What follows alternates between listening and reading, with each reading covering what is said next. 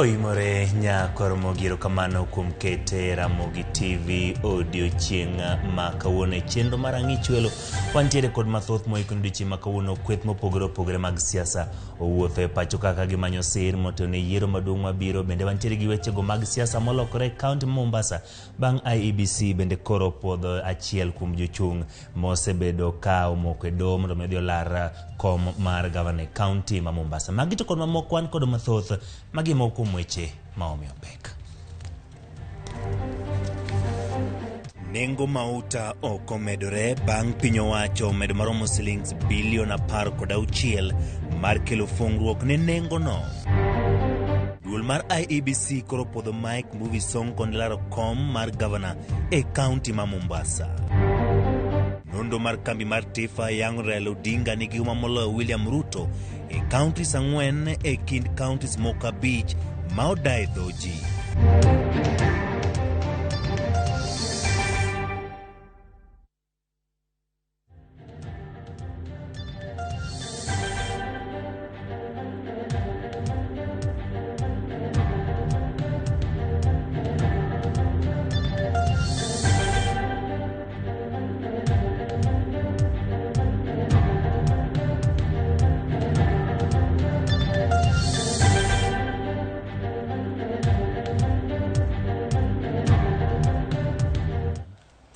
Machegni ya kwa Ramogi Jwang nyinga Simfros Okinda. Parni nyalo tudri kodwa kitiyo koda namba wa maina riadeka uchiel nono ka watuak e weche manyien gi.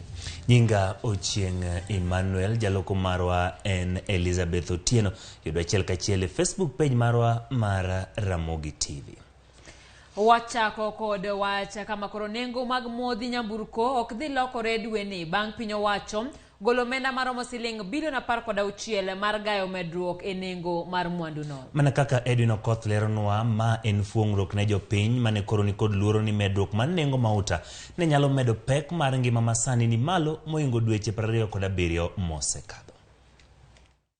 Bang' dweche 4 mag medruok e nengo modhi mag nyamburko kama shiling 30 osemedi e wi lita ka lita mar petrol kod diesel ma jopiny nyiewo, fuong'ruok e nengo mwandu no neno kendo dweni. Duol mochung' ne tayo nengo modhi mag nyamburko kod teko sitima EPRA koro wacho ni nengo mar petrol, diesel kod mauta mar taya idhi mana usi e nengo ma iuse go sani, kata bed ni nengo mwandugo ne omedore kod kinda 2% kod 19% e pinje maoko ma inyiewo gie. Milome manogol kod jachiw wach lo kar jot mar jatend piny Kenya Kanzedena ne oyango ni jatend piny Uhuru Kenyatta ne ogolo chik mar mondo med shiling bilion 16 gi milion 600 mondo ti godo e gayo medruok mar nengo modhi go dweni. E dala mar Nairobi, lita achiel mar petrol pod idhi nyiew kuom shiling 159 gotongla achiel, shiling 159 gi simone dala mar Kisumu, shiling 161 gotongla 2 Migori, ka jo Homa Bay bende pod dhi nyiew mwandu no kuom shiling 160 gotongla 3 lita ka lita. E dala mar Siaya, petrol lita achiel pod idhi us kuom shiling 159 gotongla 8 nyaka tarik 14 dwe mar 8 higani. Diesel ma ithoro tigo kod nyamburko madongo mating'o jowuoth kod osigo bende nengo ne ok olokore kendo koro idhi med use kuom shiling 140 e boma ma Nairobi, shiling 140 gotongla 7 Kisumu, Migori shiling 142 gi Simon, ka Homa Bay to idhi nyiewe shiling 141 gi Simon. E dala mar Siaya, nengo mar lita achiel mar diesel pod en shiling 141.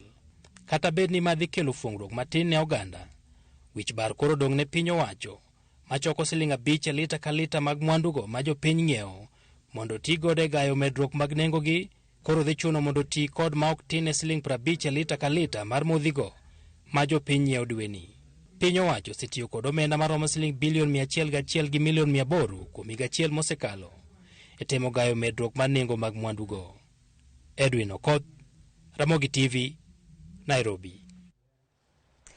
Gikone to koro duol mar IEBC opwodho Mike Sonko kaka jalar kom gavana e kaunti ma Mombasa kod otiko mar duond buch Wiper.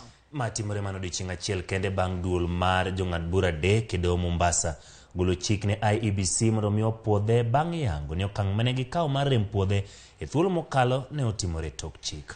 Sonko mane otero boke mage apis duol mar IEBC Mombasa ne owuotho gi jaod bura ma Kisauni Ali Mbogo mabiro tene kaka jalupne e ng'we laro kom gavana. E twak mare gi jofwamb weche, Sonko nyiso geno mar yudo loch kom gavana ma Mombasa ka jalupne Ali Mbogo bende okoni gin kod geno ni gibiro rwak nying gi e boke moyiedhi mar piny owacho kapok ochopo juma manyien.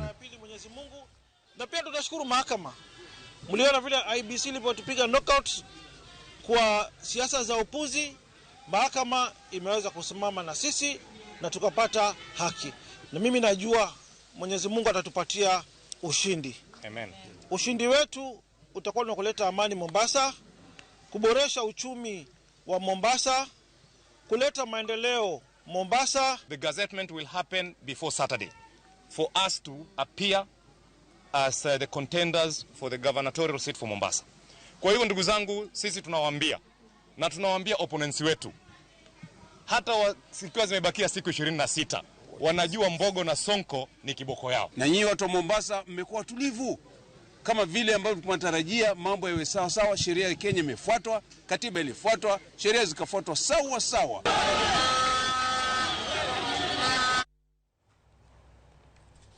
Kawadhi nyime eni chenro mar Serombulu ne otero William ma en jalar Comten Kenya nyake gwenge mag Kuria e kaunti ma Migori. Ruto kwayo Mbulu komo ganda jo Kuria kendo mochwe nyake kaunti ma Nyamira. Chris Owino miyo waler mar wachno. Ng'wech mar laro tend piny Kenya e yiero mabiro omedo chwakore e kinde ma jalup jatend piny William Ruto kod kweth mare mar Kenya Kwanza ogoyo tach e counties mag Migori kod Nyamira.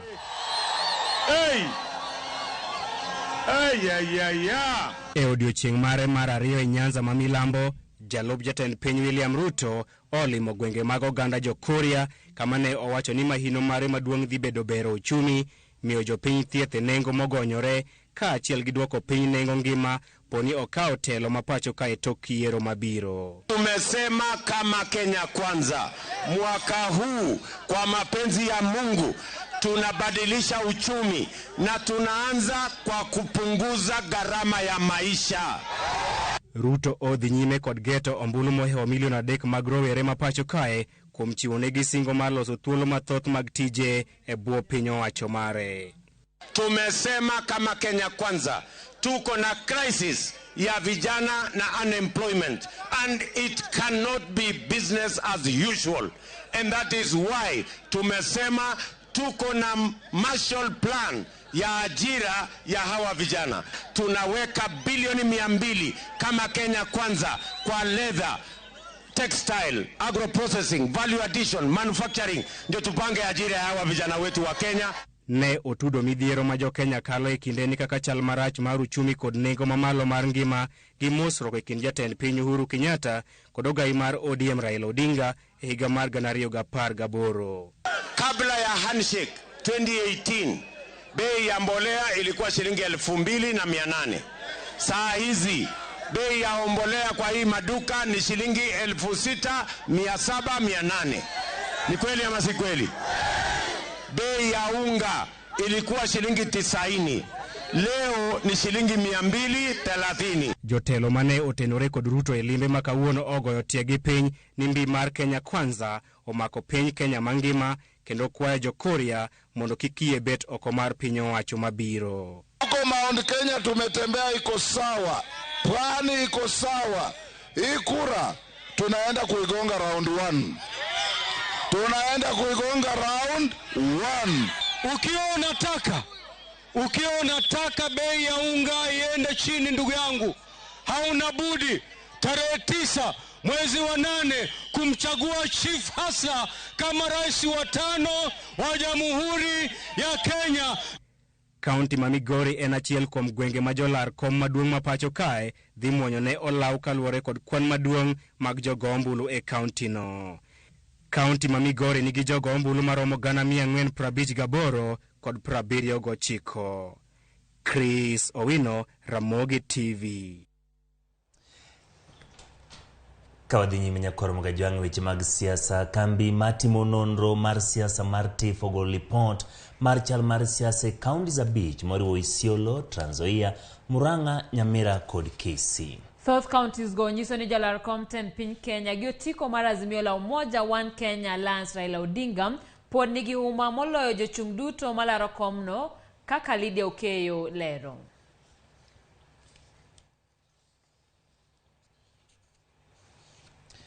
Jaod bura kutenore gi mano lipodno wabiro kelo ni mana thuolo machuok kende. Wabudhi nyime jaod bura Makandui Wafula Omunyinyi okwedo jalup jatend piny Kenya William Ruto kuom chayo josiasa mamoko e kinde ma otayo kampen mage. Wamunyinyi owacho ni en gima rach kuom Ruto chayo joma mine kane oluongo jatend migawo mar tend lweny Eugene Wamalwa kaka miyo ma ok owinjore kod telo e kinde mane riko loso e kaunti mar Trans Nzoia. Weche gi bende nosir kod jaod bura machon mar kaunti ma Bungoma Laktar Reginalda Wanyonyi kakwayo Senator Moses Wetangula kod Mudavadi mondo we siro Ruto nikech ochayo mine.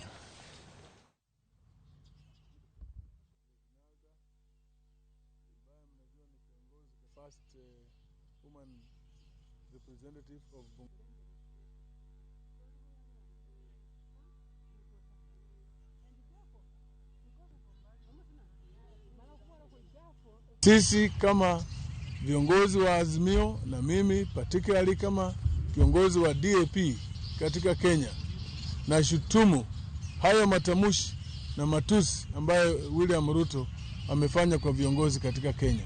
Na nihimize wa Kenya wamchunguze, wamwangalie namna anatumia lugha mbaya. William Ruto amekuwa akikuja kwa Mlembe Nation akiomba kura na sisi hatujamtusi hata siku moja. Lakini amekuja anatusi waume zetu nyumbani kwetu. Hiyo kutusi waume zetu ni madharau makubwa, si kwa waume zetu bali kwa sisi wa mama. Jatendari takue Laktar Fred Matiang'i kawuono bago romo kod joket mwandu kanyakla kod apisas mag piny owacho e wikruok mantiere ne yiero maduong' ma tarik 9 dwe mar 8 higani to kod mijing'o mag dongruok ne joket mwandu mawuok e pinje wagunda. Walter Nyambaga nigi lerno.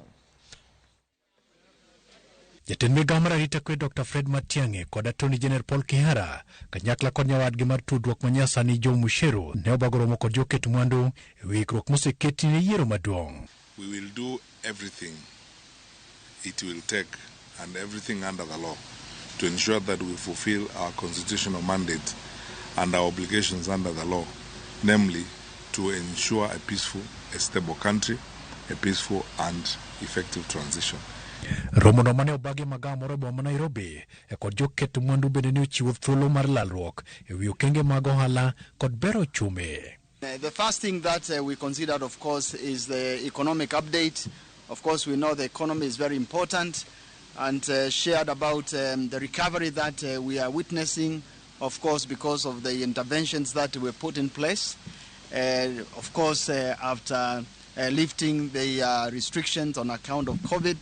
Jodito go ne ojiwo jo Kenya to kod jok moringo thuchegi ni piny owacho rango bero lwasi margi kendo rango lai mag kuonde ma gijotie.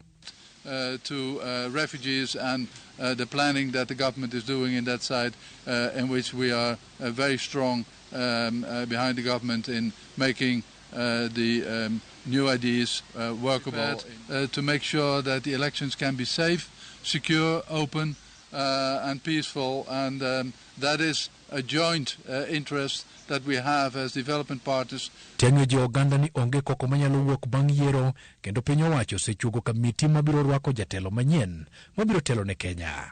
We have our own meetings with the Kenya Private Sector Alliance, which usually culminate in the presidential round table. And then jointly with the private sector, we meet with our development partners to discuss the development of our country and how we are planning to ensure that there is an effective, very successful transition and that our country continues and remains stable as we go forward. Walter Nyambaga, Ramogi TV, Nairobi. Kapodo entiere weche motenore gi yiero duol mar yiero IEBC yango ma okumo kenge magiketo eneo ni yiero mabiro otimore yo makare. E twak margi gi jofwambo odhiambo manyoro IEBC no singo ne jo Kenya ni yiero maigani dhi bedo mopogore kod mamoko mosekalo. Kaka jafambo marwa George Bati leronwa, IEBC owacho ni ginyalo mana biro tiyo gi register matching kama sinde mag yango jogo ombulu obedo gi ng'ikruok. E kinde ni mandalo medo ringo mapiyo, ka jo Kenya bende medo bedo gi siso mar ng'eyo ikruok maduol mar yiero, IEBC oketo mar neno ni yiero notimore makare. IEBC owuok kendo yango ne oganda jo Kenya okenge magiketo mar biro tayo yiero maratiro kendo maonge kod chochni. E twak gi jofwambo, jakom mar IEBC Wafula Chebukati kata kamano oseyo moko kuom chike mathurka ma okoni otwe lwetgi kendo miyo gipodho kata mana jotelo ma jopiny nego gito. If you look at the legislation around Chapter 6, the Leadership and Integrity Act, it's a very weak legislation. If you look at it insofar as the elective positions are concerned, there's only one small paragraph, Section 13C, which says if you want to vie for an elective position, you fill a form, self-declaration form, and take it to IEBC to be cleared. That's all it says. It doesn't say anything else. So the first thing we are talking about here is weak legislation around implementation of Chapter 6. Banke teorindi maliet kotenore gi yiero mag 2017. Chebukati okoni higa mar 2017 osekalo kendo maino margi sani giketo ne yiero mahigani. 2017 is now is in the past. We are now talking of 2022. And what you should be asking me is how have we prepared for 2022? I think that's the conversation we should be having. With respect, I'll ask you how you are prepared for 2022. Jatati mar IEBC Marjan Hussein Marjan kata kamano ne owacho ni both manobedo yiero mag 2017 en puonjruok maduong' ne IEBC. So we are not going to wait to be asked. We will actually open that server. And that was in the fresh. Why did you not open before the fresh? Because the court wanted you to open. Yes, okay, but so we learn from mistakes. We also make mistakes. Okay. All right. So listen. And that mistake was the elections were bungled, isn't it? It was a heavy mistake. You can just listen. say you want to focus on the negative side. Let us focus on the positive side. It's accountability. It's not negativity, actually. No, and that's why we are accountable for the same. We are telling you that there are some forms that you need to file in order for you to be provided the access right. So it happened that it was provided late, but nevertheless we learned from that. Kaoyango chenro magoyo chapa otese magombulu. Chebukati wacho ni gionge kod kinde mag dhi nyime gi buche doho kendo gisani gitimo duto mar miyo jo Kenya yiero maonge kod ng'ur mora mora. We must finish printing ballot papers. Actually, we are even late in making changes to the ballot papers. So in most of these cases where we are, we don't have time to take another action. I have not read the judgment. I believe the team will read the judgment. But as a commission, we would want to finalize this process so that we can give Kenyans a credible election on the 9th of August. Ojiwo jo Kenya mondo kik bed gi luoro kolero ni kuku mar nonro duto mag duoko motisini sava nitie kuonde mag luto mbulu ma ok piny mora mora ma oko. I want to tell Kenyans tonight that the main server is at the polling station. That's where the focus is. That's where the media will be. That's where the agents of candidates will be. We are telling everybody the result is at the polling station. Kaluwore kod ng'ur mosebedo wi tiyo gi rejista manyasani kata matching e yango jogo ombulu, IEBC okoni ok gitamore tiyo gi rejista matching makmana ni gibiro timo mano kama sinde magingo okelo wigi. Na sisi hatujakataa kuwa kusiwe na sajili ya manyo, lakini tunasema kuwa hiyo itakuwa ni kitu cha mwisho ambacho tutumie baada ya kuwa kama kutakuwa na failure technology, kama technology itakuwa haiwezi kufanya kazi. Bende giyango ni gibiro timo duto mar neno ni jogo ombulu duto yudo thuolo mar go ombulu ka jogo ma masin ok biyango nonro margi ibiro yangi ka itiyo kod opande magi. Ukienda pale ukitaka ku identify lazima utumie vidole vyako. Vidole vyako vinaweza kuwa si vizuri kwa sababu ya zile kazi unazofanya. Kwa hivyo kama itakuwa si vizuri, kuna njia nyingine mkabala ambao unaweza kutumia. Tutatumia kitambulisho chako, tutatumia namba zako, tutakuangalia na ile information yako tutaweza kuiona pale kwenye tukiiona basi tutakuruhusu upige kura. Lakini kama itaharibika kabisa ule mtambo, basi sisi tutaenda mwanzo tuko na backups kits ambao tunaweza kuzitumia pia. Lakini pia kama tutaishiwa kabisa, tutatumia usajili. Esechegi ma jo Kenya medo keto geno margi ni yiero mahiga ni biro pogore gi mamoko mosekalo. Tinkoro dong' ne IEBC mondo keto kenge mong'ith mabiro chopo dwaro mar jo Kenya mar neno ni yiero mahiga ni otim e yo maratiro kendo mauyanga. Nyakona mogi bang report mar batino wadhi yuyo matin kata kamano kikidhi mabor ni mar pod wantie koda mathoth mawaikonu e chenro mar ang'ich welo.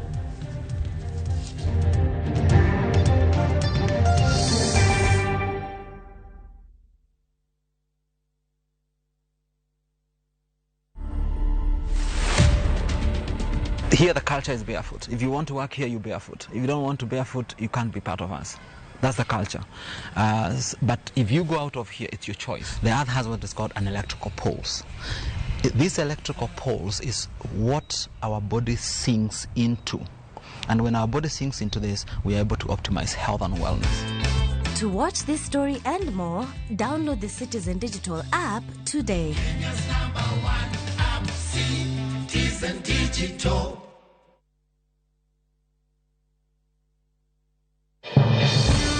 We shall legalize weed. Professor George Lushiri Wajakoya, Maruts Party. Semeni Baba Kea. Baba Kea. Raila Molo Odinga, Marazimio la Umoja One Kenya Party. Unajua mimi sina pesa ya serikali ama ya kashfa. David Mwaure Waiga, Maragano Party. Tunasema kazi ni nini? Kod William Samoei Ruto, Mar Kenya Kwanza Alliance, Presidential Debate 2022. Kiki Lok Chendroni.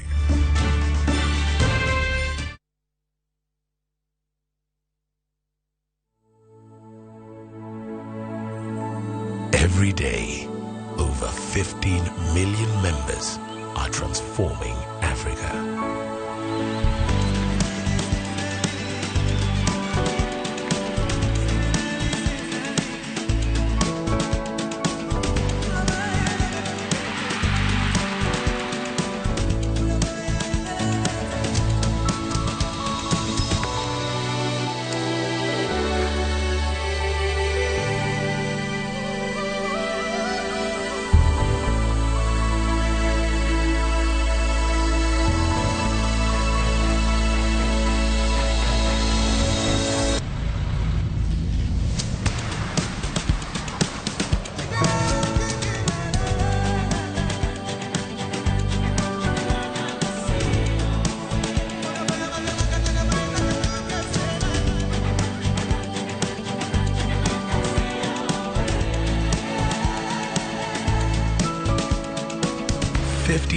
Million members empowered to create, to harvest, to unite, to dream. Equity. Karibu member.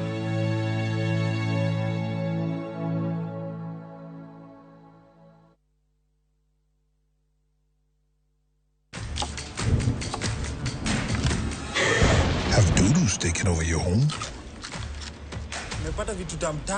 Get Bolt and get your home back. Unlike other insecticides made from toxic synthetic pyrethroids, Bolt is made from 100% natural Kenyan pyrethrum, making it gentle on you but deadly on flying and crawling insects. When doo-doo strike, stop them dead.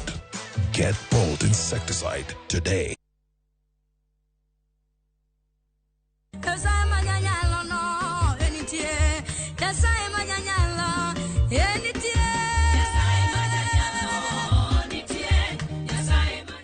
Adona kwainia kumwono mar Kristo Yesu mondiket wenda mar Nyasaye majanyalo nitie. Kidio star aboro achela chiel star adek angwen adek ash. Parnia Ramogi TV e od jowende duto. God bless you.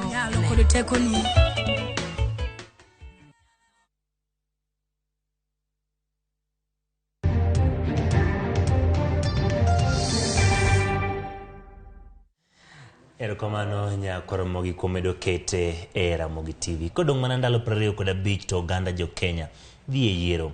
Riwruok moro mar piny owacho Kisumu ne oketo orindi maliet jochung' malaro kom od bura mar Kisumu Central e twak mar yango ne joluto ombulu gigo ma gibiro timo ka oyiergi. Jojo Wuor matiyo riwruok mar tim wacho ni en okang' mar neno ni jopiny ogoyo kogno kendo neno ni giyiero jogo man kod agenda makare mar loko ngimagi.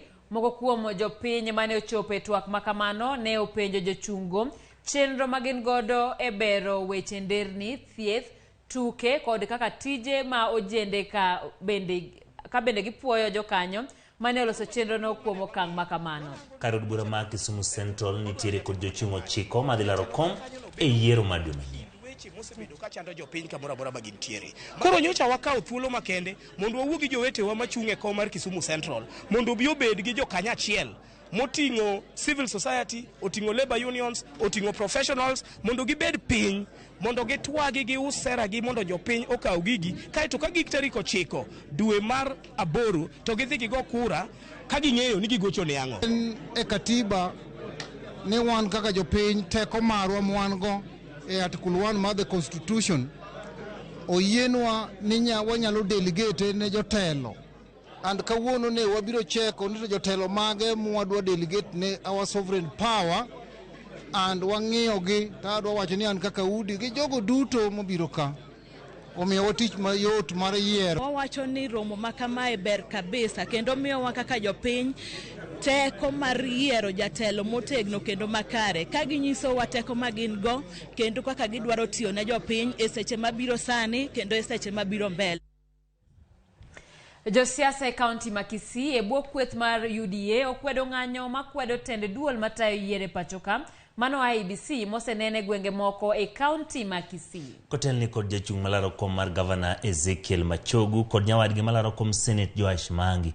Jotelo nowacho ni en ataro mar chik mar josiasa keto akweda ne jotelo mag IEBC mawuok e gwenge mamoko.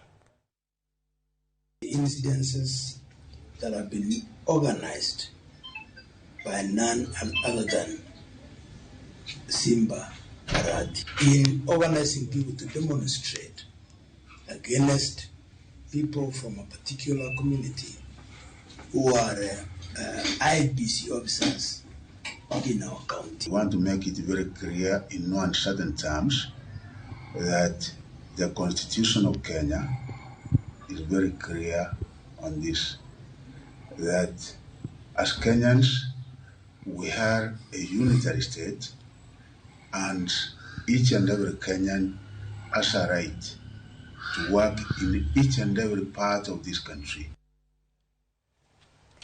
Jodolo mawuok e dinde ma opogore e kaunti ma Homa Bay ne obago nyasi mar lamo ne kwe e kaunti no e kinde makoro jochung' dhi nyime gi kisera mar ombulu e kor gwenge. Nyasi mar lamo no mane obagi boma Homa Bay ne okelo kanyakla jodolo mawuok e dinde mopogore e kaunti Homa Bay kod moko kuom jochung' ma bende laro kombe mag siasa e kaunti no. Nyasi mar lamo kamano obiro e kinde ma moko kuom josiasa medo kwedo tulo kod ang'enge moko ma osebedo ka ineno e kaunti ma Homa Bay e kinde rombe mag siasa.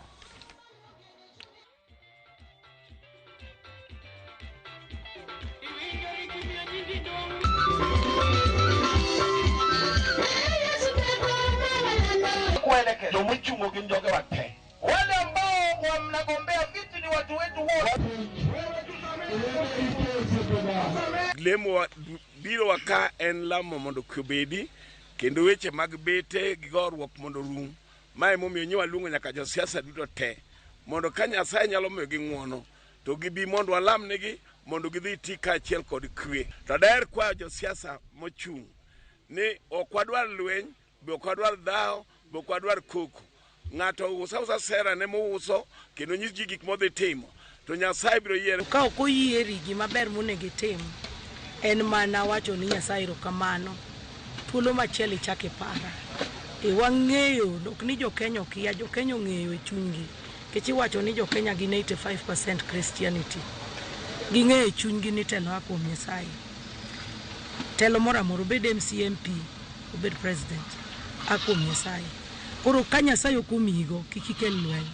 Tinga lweti tiwach ni next time. Emmanuel, ing'eni romo kata nyasi mag lamo ne kwe piny Kenya e kindegi osebag mathoth mokalo. Osebag mathoth, kwen gino makare. Jogo ma ochung' ma laro kombe gin jo mwang'eyo. Gin jok ma gin jo wanyalo wacho kamano. Geche ng'ato buke gweng' moro kabiro chung' e gweng' laro kom. Geno marwa en mana ni okete tim. Okete tim mondo kwe obedi, wabiro yiero tok yiero jomodak gogo pod gobiro mana joka. Onge abo kamoro. Mana die. Kamano. Kodhi nyime riwruoge makedo ne ogara tich oganda Mombasa koni do magobed kod chenro moyiedhi mag winjo buche jolar kombe e thuolo mowinjore ma ok biro cho chenro mag yiero. Kotelegi kod jakom riwruoge Zedekaya Adika gikoni okang' mar doho yalo buche jolar kombe thuolo mogik thoro bago jogombulu kendo rocho chenro mag jolar kombe mamoko. Magi ne giwacho ka bende gijiwo duol mar IBC mondo mi oket apisas magoyo tach e kor gwenge ka gichiwo puonj ne jopiny e wi chenro mag go ombulu ma okweyo thuolo makamano ne josiasa makide kuondo joluto ombulu. Watemo jiwo doho kata courts in Kenya mondo gibed very consistent kod kaka gimiyo ji judgments. Consistency amin ni case kaka mar Sonko, part of it nitie Supreme Court, part of it osegole High Court. Koro we are still hovering diere kae. Dwarore ni Supreme Court kaka Chief Justice koro kang'ani ikelo machiegni kani yawne jomo Edward Mbugua kanyakla kod Commissioner ma Nairobi Flora Moroa kanyakla ne otelo ne chenro mar yawo tesende 3 mag obila e kar chung od bura mar Ruaraka kod Mathare. Chenro no mabende ne onywando jod bura mar Ruaraka TJ Kajwang' ne weyo ka jopiny kod tesende 3 mag obila mabiro tienegi e chwalo negi arita. Tesende goriwo mano mar Ruaraka Police Station, Drive-In Police Station mayudore Mathare kod Malaki Sama. Edward ne ojiwo jodak ma Nairobi kod aluora mage ni apisas mag obila biro kolo kweth jonjori manyalo chocho kwe e aluora. Jaod bura mar Ruaraka TJ Kajwang' ne okwayo jalupo gai mar obila kod County Commissioner mondo jiw arita ne jo apiko masani ywak ni jonjore sandoge. Haikuwa sawa. Lakini sasa mheshimiwa ametujengea station, iko na OCPD, iko na OCS na iko na ofisi za kutosha. Vile ningeomba wananchi ni ya kwamba wakipata tabu asiogope kuja kwa hii station na kupiga report. Nimeshaongea na OCPD, niongea na senior officers hapa na nikawaambia vile wanatosha kuhudumia wananchi wa area hii. Ningependa kushukuru Mheshimiwa Kajwang' na timu yote ya CDF ya Ruaraka kwa kazi nzuri ambayo wamefanya. Hii ni baadhi ya miradi ambayo itatusaidia sana hata wakati ambao unakuja wa uchaguzi, kwa sababu tutakuwa na maofisa wa polisi hapa karibu. Tumejitayarisha vilivyo kuhakikisha kwamba kutakuwa na usalama wakati wa uchaguzi. Ma ndikoro wakelo kwach kich machiegni mondo walos go piny obed ma onge ng'anyalo mula gir wadgi hovyo onge ng'anyalo mulo dend ng'ato hovyo ka koro waloso sirkal nyaka bed serious. Ka onge security gima nyalo timore onge. Joga mang'eny chamo apiko. Ing'ena apiko ni ema joga chamo. To ka apiko ok nyal tiyo. Iyudo ka kore goge go piny ovyo. So kawuono en morna mondo wariwre go kwach kich tijni endi mondo waridie. Mondo ubunge ni an serikal e gweng'ni. Kambi matimo nonro mag siasa mar TIFF ogolo report machal mar siasa e kaunti abich moriwo Isiolo, Trans Nzoia, Murang'a, Nyamira kod Kisii. South counties go nyiso ni jalar Compton piny Kenya gi otiko mar Azimio la Umoja One Kenya Alliance Raila Odinga pod nigi huma moloyo jochung' duto malaro komno kaka Lydia Okeyo lero. Kodong' mana ndalo 25 kende to piny Kenya dhi yiero maduong' ma dwe mar 8, kambi matimo nonro mag siasa TIFA ogolo nonro mar counties abich ma pachuka. Nonro ma pod nyiso ni Raila Odinga kod riwruok mar Azimio la Umoja One Kenya Alliance pod ni kod mbi e